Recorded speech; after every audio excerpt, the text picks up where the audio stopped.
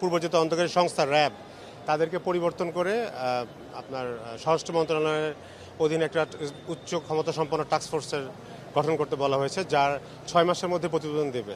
So এটাতে আসলে আমরা কিছুটা আশাবাদী হচ্ছি, কারণ এই সরকারের তৎপরতা আছে, এটা তারা মনে হচ্ছে আন্তরিক এই মামলার সুষ্ঠু তদন্তের মাধ্যমে এটার বিচার সম্পন্ন করার ব্যাপারে।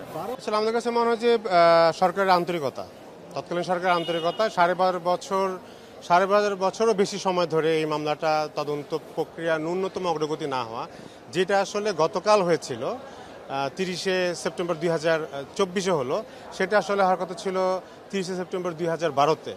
তদন্তকারী সংস্থা এত লম্বা সময় 6 মাস না পেরে হয়তো বা তখন একটা আদালত বা সরকারের থেকে আসলে একটা এই ব্যাপারে কোনো একটা স্টেপ নেওয়ার দরকার ছিল, যেটা আসলে 12 বছর পর আমরা নিতে দেখলাম।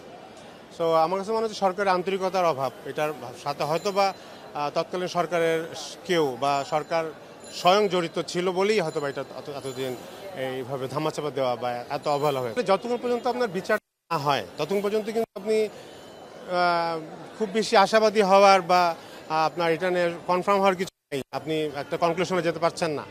যেহেতু আমরা 12 বছর অনেক নাটক দেখেছি এবং আমাদের আসলে একটা ভয় রয়ে গেছে মামলার বিচার পাওয়া নিয়ে, হ্যাঁ, 12 বছর যে গাফিলতি সব কিছুই নিয়ে। সো আমরা একটা আশার আলো দেখতে পাচ্ছি, আমরা বলতে পারি বড় জোর, কারণ সরকার আন্তরিক। আমরা দেখলাম যে কালকে যে একটা স্টেপ দেখলাম এবং এই যে 6 মাস বেঁধে দেওয়া, এবং আপনার আদালত বলেছেন যে 6 মাস মানে 6 মাস, বোঝা গেছে র্যাব কিছু করছে না। এবং আমাদের ধারণা যে র্যাবকে খুবই আসলে এটা একটা র্যাব যে রিড করা, র্যাবকে দেওয়া পুরোটা একটা সমন্বিত একটা পদক্ষেপ, যেটা মামলাকে আসলে ধামাচাপা তদন্ত প্রক্রিয়াটা যেন আর না আগের জন্য করা হয়েছিল।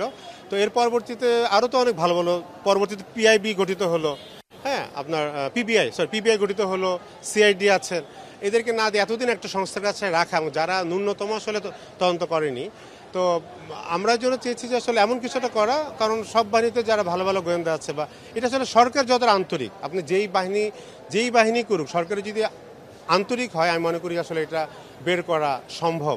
তো সরকারের আন্তরিকতা জরুরি। আমার কাছে মনে হয় যে বেনিফিশিয়ারি হবে না বলে আমার বলবো যে আসলে বেনিফিশিয়ারি জানি না, তবে আমরা অনেক বেশি ক্ষতিগ্রস্ত হয়েছি।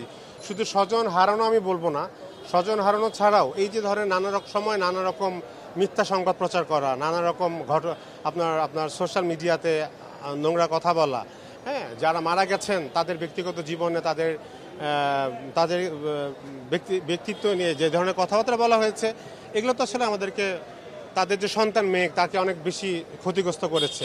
সাথে যে এই যে তদন্তের নামে যে হয়রানির ব্যাপারটা ঘটেছে, এটাও তো আসলে আমাদেরকে মানসিকভাবে বলেন প্রচণ্ড রকম ক্ষতিগ্রস্ত করেছে। এবং আমার মা তো আসলে আমি বলবো এই মেয়ের বিচার না পাওয়ার কষ্টেই কিন্তু অনেক বেশি অসুস্থ হয়েছিল এবং তিনি কিন্তু দুনিয়া ছেড়ে চলে গেছেন।